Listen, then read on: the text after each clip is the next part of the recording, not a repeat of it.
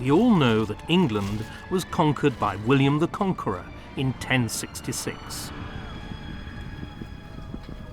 But we have forgotten, or do not care to remember, that 600 years later, England was also conquered by another William. William of Orange was Dutch rather than Norman, and whilst there's no doubt that the Norman conquest of 1066 changed England radically, the Dutch conquest of 1688 also had profound consequences, and not just for England, but arguably for the whole of the rest of the world. For the revolutionary government that it ushered in transformed England from a feeble imitator of the French absolute monarchy and a mere bystander in European affairs into the most powerful and aggressively modernizing state in Europe. In short, the Dutch conquest invented a modern England, a modern monarchy, perhaps even modernity itself.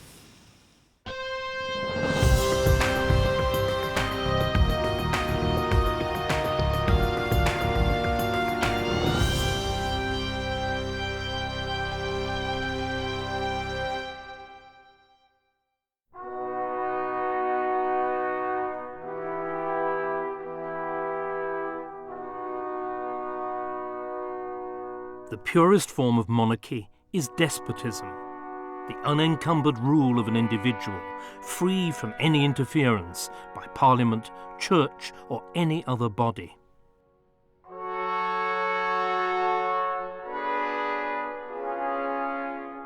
Few monarchs ever achieve this, though many aspire to it.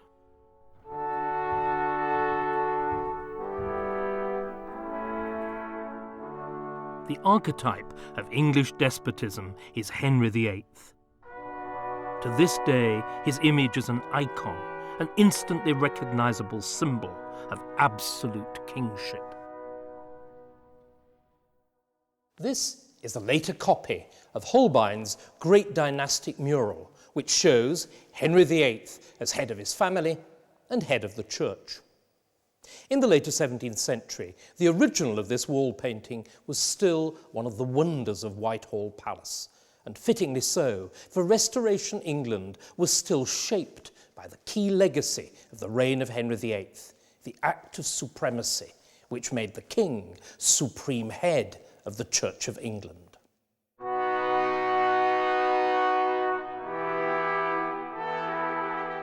For a century and a half, Henry and his successors had exploited the religious authority conferred by the supremacy to try to make royal power effectively unlimited by Parliament or anybody else. 150 years after Henry's death, the restored monarchy of Charles II came close to achieving this, as, towards the end of his reign, the support of the uncritically royalist Church of England and subsidies from his cousin, the Catholic Louis XIV, enabled Charles to rule without Parliament. When he died unexpectedly in 1685, he was succeeded by his brother, James. It was a testament to the strength of Charles's monarchy that this succession went unchallenged, because James had done something that many people thought made him ineligible for the kingship of Protestant England. He converted to Catholicism. There'd been attempts in Parliament to have him excluded from the succession.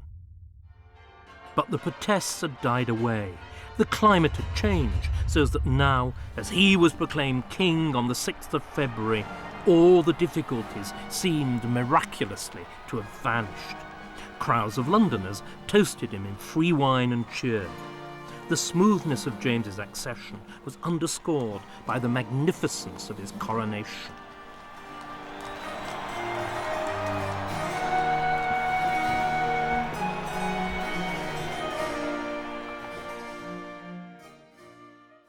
Appropriately, it was commemorated in this lavishly illustrated souvenir volume by Francis Sandford.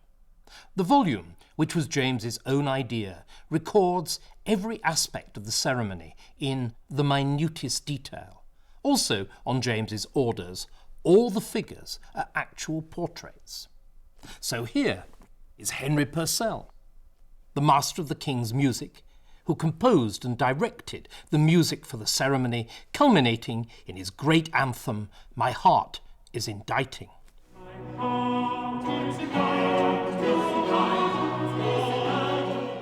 And here is the diarist, Samuel Pepys. In his capacity as one of the barons of the Cinque-Ports, he helped to carry the canopy over the king in the initial procession from Westminster Hall to the Abbey. Here are the various stages. The coronation, first of all, of the king himself, and then of the Queen, Mary of Modena. And here is the coronation banquet. Sandford took the trouble to note the position of every plate and provided a key listing each dish by number. It's a remarkable document, which, with the crayfish placed next to the blancmange, records the eating habits of a different age. And here is the final fireworks display. It was dominated by a huge blazing sun. The sun in splendour was a universal emblem of monarchy, and of the monarchy of James's cousin, Louis XIV of France in particular. The Sun King, as Louis was known, ruled the most successful monarchy in Europe. Catholic, conquering and autocratic, he exercised a level of despotic power that was unthinkable in England. To most Englishmen, Louis represented a dangerous mixture of religious fanaticism and military might.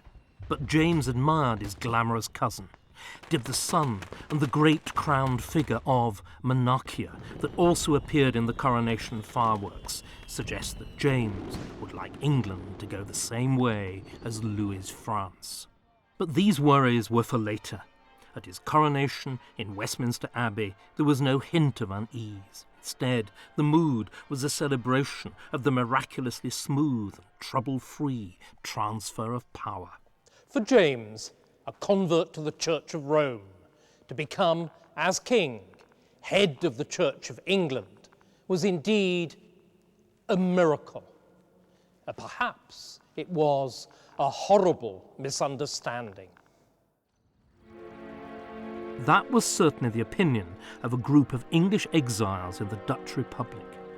Known as Whigs and staunch believers in Protestantism and limited monarchy, they'd been forced to flee when they'd lost the battle to keep James from the throne. They were in despair at the complacency of those in the Church of England and in Parliament, known as Tories, who now supported a Catholic king. Only an armed invasion, the Whig exiles thought, could save England from Catholic absolutism.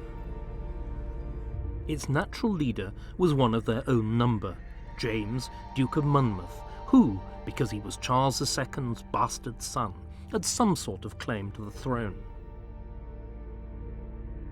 His fellow exiles managed to persuade him to lead an expedition, and on the 24th of May he set sail to England at the head of a pathetically small force of 3 ships and only 83 men. The little band made for the coast of Dorset, an area where the good old cause of English republicanism had been particularly strong. James, for his part, was worried about insurrection elsewhere, and was able to spare only 2,000 or 3,000 troops against Monmouth. But at least they were professional soldiers, and that proved decisive. The showdown came here at Sedgemoor. Boxed in by the Royal Army, Monmouth decided that his only chance was to launch a surprise nighttime attack. The tactic made sense, but his scratch troops were incapable of carrying it out. Instead, as dawn broke, they were routed by the king's troops. 500 of them were killed and 1,500 captured. By then, Monmouth himself had fled. 2 days later, he was discovered hiding in a ditch, made prisoner, and taken to London. There was no need for a trial. Monmouth had already been condemned as a traitor by Act of Parliament. He was brought to Tower Hill for execution on the 15th of July. James had easily overcome what had only ever been a revolt of enthusiastic amateurs. But a far greater challenge was to come from within his own government, as James was plunged into a crisis almost entirely of his own making.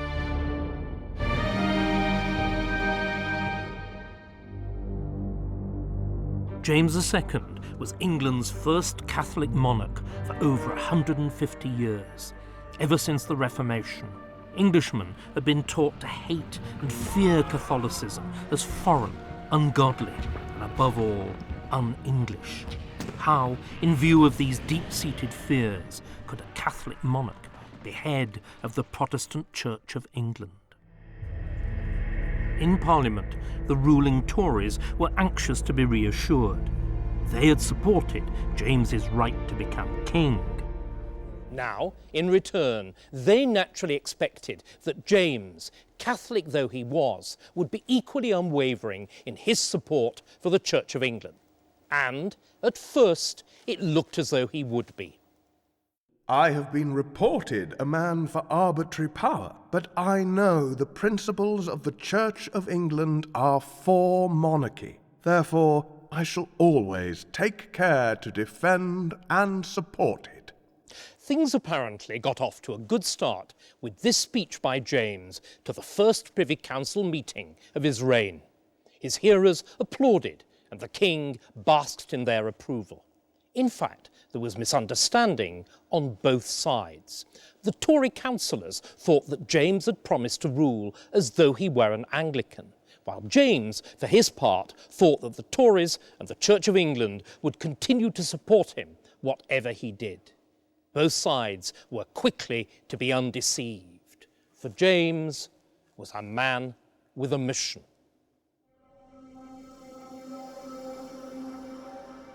For, whatever he may have said in public, James saw his own succession against the odds as giving him the God-appointed task of reconversion, as he made clear in his own private devotional writings.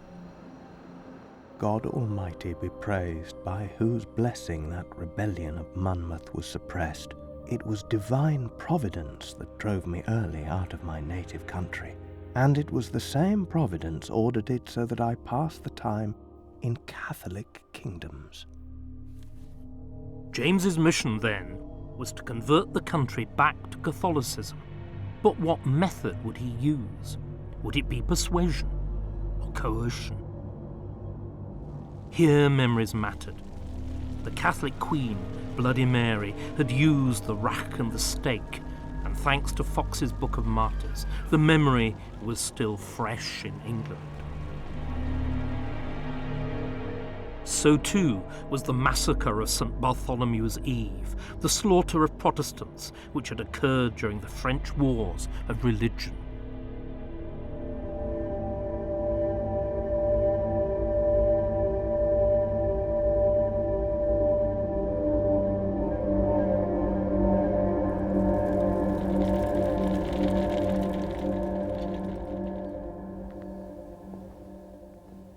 These memories, which had scarcely faded, were revived in the most dramatic possible fashion by Louis XIV of France, the outstanding contemporary Catholic king and James's model and mentor.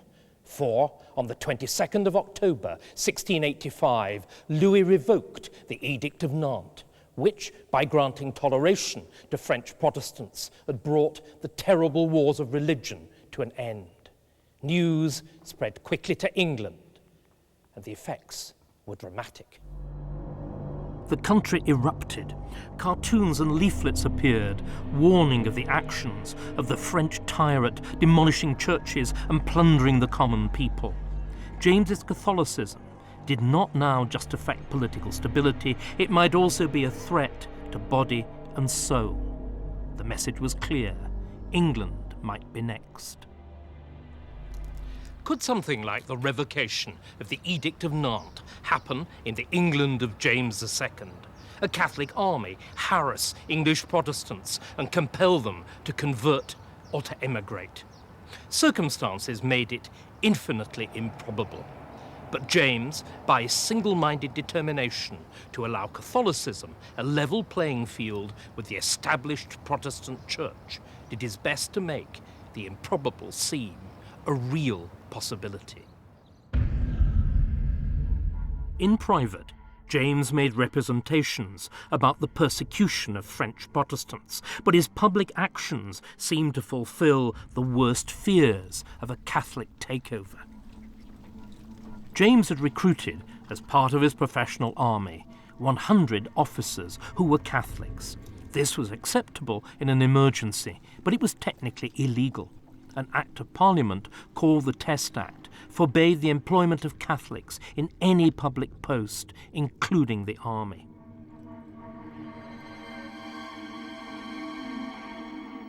With characteristic bluntness, James tackled the issue of Catholic army officers head-on in his speech from the throne, when he vowed that nothing would ever make him give them up. To deal plainly with you, I will neither expose them to disgrace, nor myself to the want of their assistance, should a second rebellion make it necessary. This was to fling down a challenge to both Houses of Parliament. In the Commons, a backbencher invoked the spirit of parliamentary freedom. I hope we are Englishmen, and not to be frightened from our duty by a few high words. In the Lords, the Bishop of London declared that for the King to act in contravention of the Test Act would undermine the security of the Church of England. James had lost the fight. Furious and frustrated, he dismissed Parliament. He would have to get round the Test Act some other way. He turned his attentions to the judiciary, the only other body whose authority remotely compared with Parliament's. He began to prepare the ground. First, the bench of judges was purged of waverers. Then, a test case was brought on behalf of a Catholic army officer to whom James had granted a royal dispensation or waiver from the requirements of the Test Act. The Lord Chief Justice read out the judgment on behalf of his almost unanimous colleagues. It could hardly have been clearer or more subversive. The kings of England are sovereign princes. The laws of England are the king's laws. It is an inseparable prerogative of the kings of England to dispense with penal laws upon particular necessary reasons, and of those reasons the king himself is sole judge. This ruling turned Parliament into a mere sleeping partner in the Constitution. It might pass whatever laws it liked. Whether and on whom they were enforced was entirely up to the king. But most of all, the judge's ruling was exquisitely uncomfortable for the Tories, since it turned one of their fundamental beliefs in the unconditional nature of royal power against the other in the sanctity of the Church of England. And it was to the Church that James was to turn his attention next. His victory in the courts had given him the power to overturn anti-Catholic legislation on a case-by-case basis. But his ultimate goal was to get the power to nullify all the laws which Parliament had made against Catholics. The Church of England, with its wealth, its power, its churches in every town and village, was the great obstacle to this. But boldly handled, and James was nothing if not bold, the Church might be the means to bring about change. For had not the Church of England made absolute obedience to the king an article of faith preached from every pulpit? First, James drew up a Declaration of Indulgence, which offered universal religious toleration to all Anglicans, Catholics, and Protestant dissenters. Then he commanded the clergy of the Church of England to read out the declaration in every parish church. This impaled the Church on the horns of a dilemma. Should they obey the king's commands, or God's as they saw it? The Archbishop of Canterbury, William Sancroft, summoned his fellow bishops to a secret supper party at Lambeth to discuss the situation. When the meal was over, 7 of them signed a petition to the king denouncing his declaration. In their petition, the bishops contrived both to have their Tory cake and to eat Whig principles.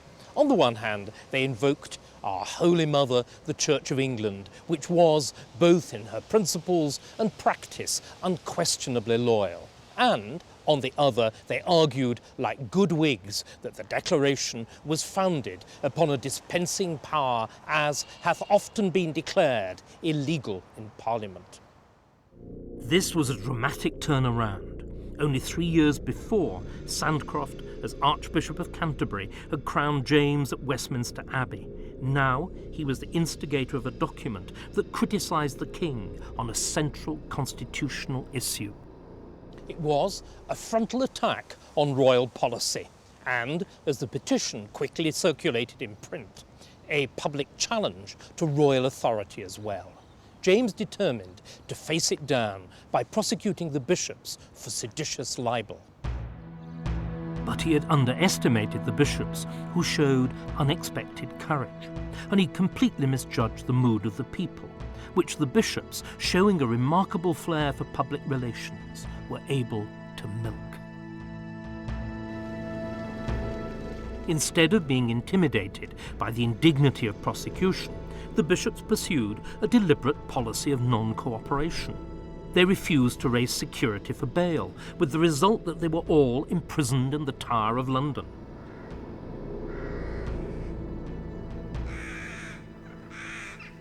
It was a terrific coup.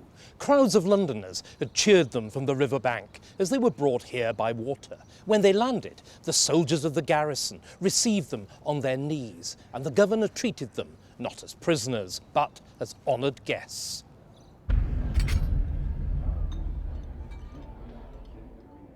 The bishops' brief and comfortable stay in the Tower had turned them into celebrities. More importantly, it had turned the constitutional question of James's power into a public issue. At the trial, in the huge spaces of Westminster Hall, passions about the legality of the dispensing power itself rose to such an extent that decorum broke down. The spectators cheered counsel for the bishops and booed and hissed the royal lawyers. The jurors stayed out all night in continuous deliberation. Then, the following morning, they returned the verdict of not guilty.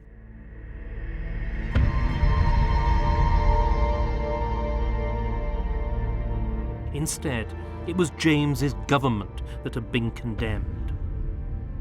His bid to become an absolute monarch in the mould of his cousin Louis, or even his predecessor Henry VIII, had failed. No English monarch would ever dare make the attempt again. James's eagerness to legitimise Catholicism in England had brought him into open conflict with Parliament, the bishops, and now the courts. He came off worse in all these conflicts, but even so, he might have survived. It was an unexpected event which took place in the bedchamber at St. James's Palace that brought about the final crisis. Mary of Modena, James's second wife, a Catholic, came from famously fertile stock, and she duly conceived frequently, but all the babies either miscarried or died in infancy. James already had 2 daughters by his previous marriage, Mary and Anne, who were next in line to the throne. They were firm Protestants, so, as matters stood, when James died, the anomaly of his Catholicism would die with him. On the other hand, were he now to father a male heir by his second wife, the Catholic threat would remain for another generation. In the late summer of 1687, Mary took the waters at Bath. Remarkably, it seemed to do the trick, and in December her pregnancy was officially confirmed. Now the question was, would Mary finally produce a healthy heir?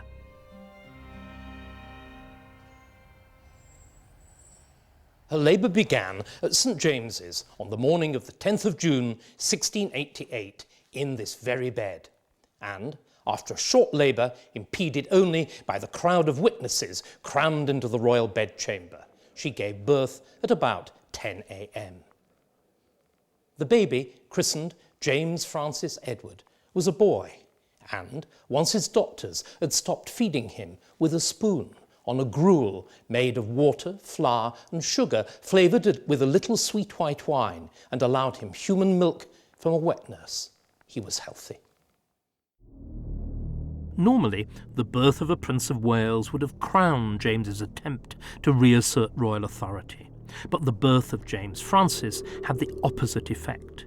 It was a prelude to war. James's opponents, his daughters Mary and Anne among them, decided that they couldn't tolerate the prospect of a Catholic succession. Anne, who still lived in her father's palace, had always disliked her stepmother for her airs and graces. When the child was born, she took pleasure in suggesting that it was a changeling and not in fact Mary's. There were, she claimed, a number of things not quite right about the circumstances of the birth. Mary of Modena was too well. James, bearing in mind his wife's previous disastrous gynecological history, was too confident. And he was too confident, in particular, that he would have a son. So, the pregnancy must be supposititious, and the child, a changeling, smuggled into the Queen's bed in a warming pan. The story of the maid and the warming pan was embroidered with lots of circumstantial detail and circulated in scurrilous pamphlets and prints as part of a black propaganda campaign. It was all malicious nonsense, of course, but Princess Anne believed it, and she persuaded her sister Mary in the Netherlands to believe it too. Mary's husband also found it convenient to believe. He was William of Orange, and he came from a long line of Dutch princes. He was James's nephew, as well as his son-in-law, and a man of consuming ambition in his own right. By 1688, William was a hardened general and politician. But his goal, to unite England and the Netherlands in a Protestant crusade against the overweening Catholic power of Louis XIV's France, remained unchanged. The new palace he built at Het Loo was almost a conscious answer to Louis XIV's Versailles, a visible expression of princely power, but executed with Protestant decorum and restraint. For William was not a king, but the first citizen and general of the Dutch Republic, with his power finely balanced against that of the rich merchant guilds. Here, there could be no question of him becoming an absolute ruler, nor did he want to.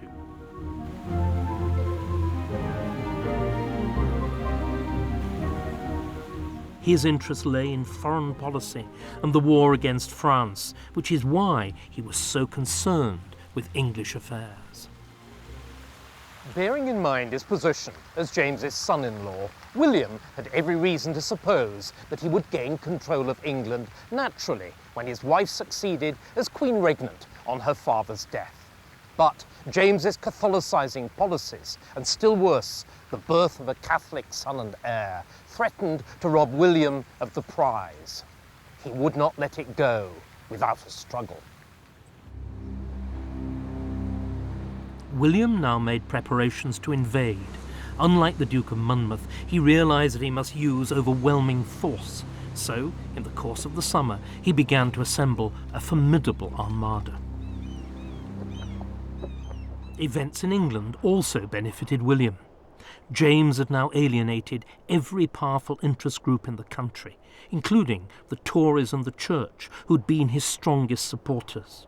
The last straw was the birth of a Catholic heir. The result was that, on the 30th of June, and 3 weeks after the birth of James Francis, 4 Whig peers and gentlemen and 3 Tories took the revolutionary and treasonable step of signing an invitation to William to invade Britain on the grounds that 19 parts of 20 of the people are desirous of a change.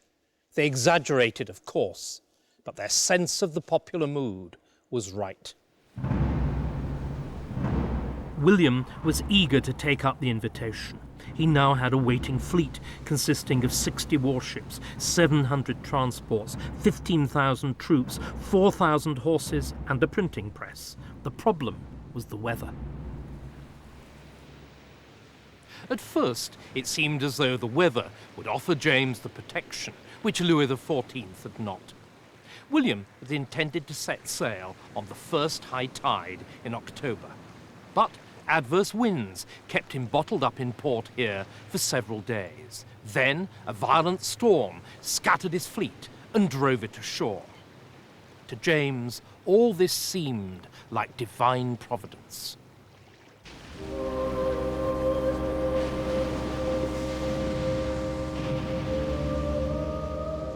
I see God Almighty continues his protection of me and of my realm. It is by his will that the wind has turned westerly again.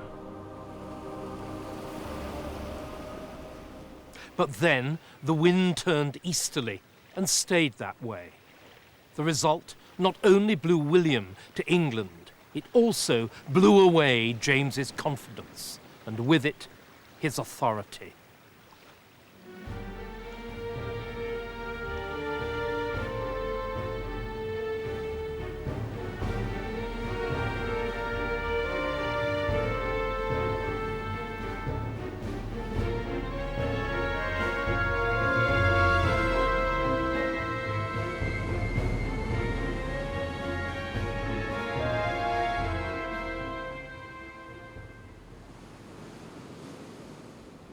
William landed, unopposed, here in Torbay on auspicious day, the 5th of November. Then he marched through cheering crowds to Exeter, where he set up camp and his printing press to churn out carefully prepared propaganda.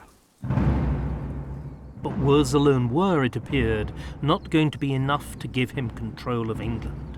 For, camped on Salisbury Plain between William and the seat of government in London was an army of 25,000 soldiers, all nominally loyal to his father-in-law, the king. Everything depended on how they would react to the crisis. James arrived to take personal command of the royal army on Salisbury Plain. But instead of stiffening the resolve of the troops, James underwent some sort of personal psychosomatic crisis, succumbing to repeated heavy nosebleeds. The illness seems to have been a symptom of some profound crisis of confidence.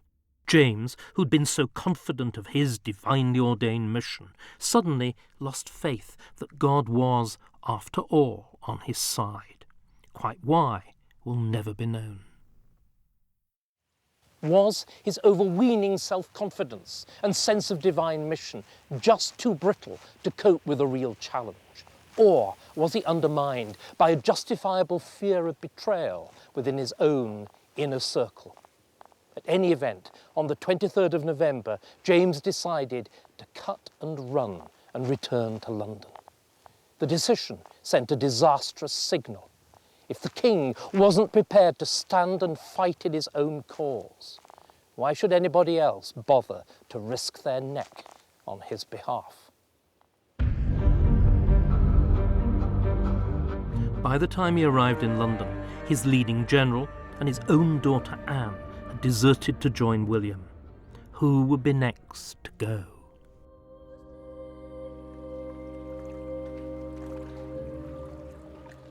Abandoned by his God as well as his children, James's only thought now was for flight.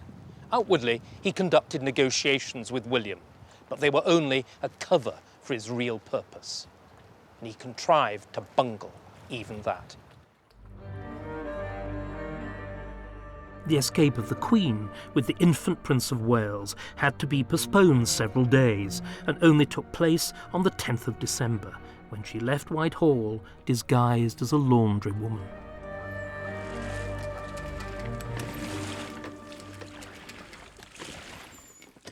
James himself quit the capital the next day, first flinging the matrix or mould of the Great Seal into the Thames, so that the seal, the supreme emblem of royal authority, couldn't be used to legitimise either his own overthrow or the nomination of a successor.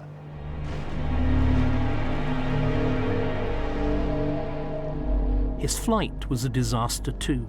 Dressed as an ordinary country gentleman, he rode to the North Kent coast, where he embarked for France. But he was caught and then rescued by a loyal detachment of his guards and brought back to London. By then, it was too late. William arrived and took control of the capital. On the 23rd of December, James was allowed to escape to France. This time, with William's connivance, he succeeded. Only 6 weeks after landing in Torbay, William was master of the country, and Holland had conquered England with scarcely a shot being fired. But, although in military terms it was a non-event, the Glorious Revolution, as it almost immediately became known, was to transform the monarchy. But first, William's status had to be decided. In his propaganda, William had promised to do nothing without Parliament, and an assembly of both Lords and Commons was now summoned. Tory peers wanted to make William regent to act as caretaker, whilst the Stuart dynasty skipped a generation to his wife Mary. But William made it clear that he would be king or he would return to the Netherlands. Nobody wanted that. So, in the end, Lords and Commons agreed to a face-saving compromise. William and Mary would be joint king and queen, a sort of double monarchy, unique in the history of England, although the exercise of sovereignty would be vested solely in William. At a ceremony at the banqueting house in Whitehall, William and Mary were formally offered the crown. Mary, who'd only arrived in the country the day before, joined her husband on twin thrones under the cloth of estate. Then, the House of Lords on the right and the Commons on the left, led by their respective speakers, advanced towards the steps of the throne. The clerk read out the Bill of Rights, and a nobleman offered William and Mary the crown in the name of the Convention as the representative of the English nation. William accepted on their joint behalves, and they were proclaimed King and Queen of England to the sound of trumpets. England had, in effect, elected a king and queen, though the fact that Mary was the dethroned James's daughter drew a decent veil over the harsh reality. England and the monarchy would never be the same again.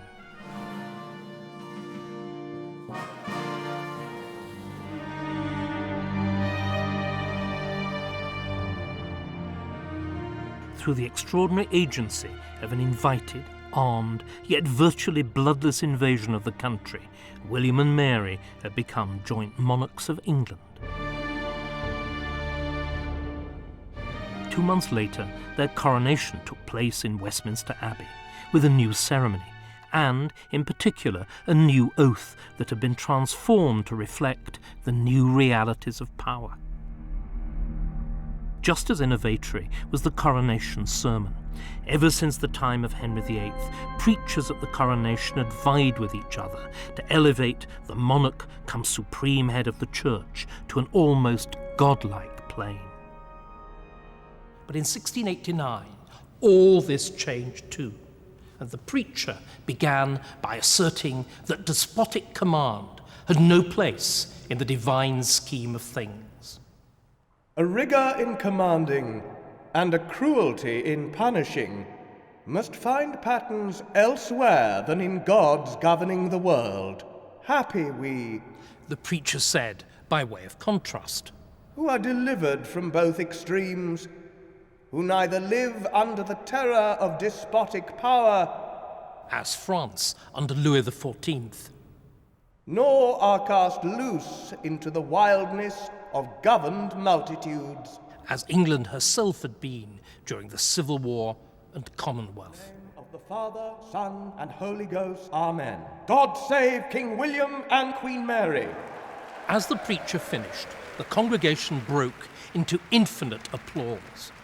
They were responding as though the ancient mysteries of the English coronation service had been transmuted into the inauguration ceremonies of a popular prince-president of a middle-of-the-road republic, as of course William was in his native Holland. Parliament was not, of course, going to go the whole hog and declare England a republic again. But after having given him the crown he wanted, Whigs and Tories united to restrict the powers that he or any future monarch could exercise. They drew up the Declaration of Rights, intended to encapsulate the ancient rights and liberties of the nation. It laid the foundations for a limited or constitutional monarchy. The bill declared that the Crown could not suspend laws made in Parliament. It could not raise taxation except through Parliament, and it could not have a standing army without the consent of Parliament. Above all, the bill declared it inconsistent with the safety and welfare of this Protestant kingdom for the monarch to be a papist Catholic or to be married to a papist. The principle of the royal supremacy, that the English should have the religion of their king, had been stood on its head. Now the king must have the religion of his people, and no English monarch has been either a Catholic or married to a Catholic since then. It was a revolution indeed. But William's power was not totally unopposed. On the eve of the coronation, Mary had received a message from her father, the exiled James II. If you are crowned while I and the Prince of Wales are living, the curses of an angry father will fall upon you, as well as those of God. William would have to fight to keep his crown. And sure enough, on the very day of the coronation, news arrived that James had landed in Ireland with a force of French mercenaries. But this French invasion did not fare so well as the recent Dutch one. The Irish troops were unseasoned, and James's own incompetence and indolence made matters worse. The result was James's final, shattering defeat in battle by his son-in-law, William of Orange, on the banks of the River Boyne. The Battle of the Boyne is why the word orange continues to arouse such fierce and contradictory emotions on both sides of Ireland's religious divide, and why, to this day, people march and counter-demonstrate to commemorate this definitive Catholic-Protestant encounter. James, now more than ever convinced that God had turned against him, fled back to exile in France, where he took up a rather comfortable residence to the west of Paris. Here James lived out his days as an ex-king in the fractious little court that he kept at this chateau of Saint-Germain-en-Laye, Louis XIV's old palace before he'd built Versailles. James's devotions steadily became more extravagant, and his mortification of the flesh more extreme. He died in 1701, leaving a disastrous legacy of uncompromising Catholic piety to his son. James was buried in France, provisionally, in the hope that his body would be reinterred in Westminster Abbey. Instead, the French revolutionaries first displayed it as a tourist attraction, and then destroyed it. William, meanwhile, was not comfortable in the old palace that he was now inhabiting. The Palace of Whitehall had been built by Henry VIII by the Thames. William was asthmatic and detested the palace's urban, riverside position with its fogs and mists. So too did Mary. Instead, they longed for the modern, comfortable residences they'd been used to in the Netherlands.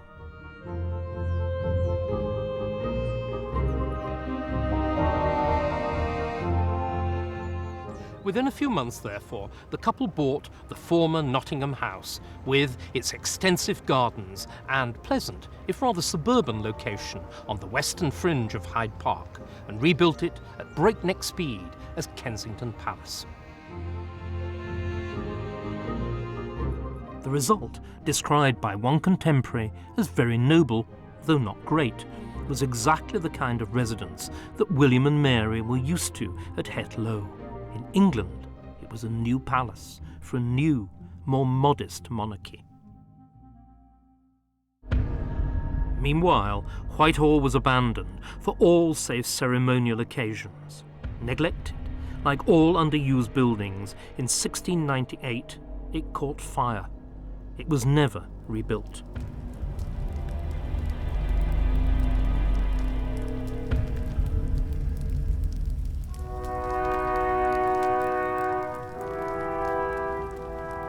Perishing in the flames and ruins was the great dynastic mural of Henry VIII and his family, which, more than any other single image, represented the awesome powers of the royal supremacy over church and state.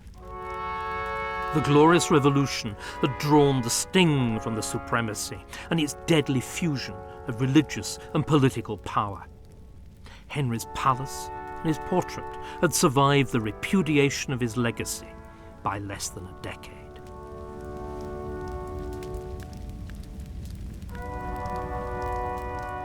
Those who watched the fire at Westminster knew that by overthrowing their anointed, legitimate king and choosing another, England had entered a dangerous and unfamiliar world. None can have realised that it had taken the first vital step to becoming the first modern state.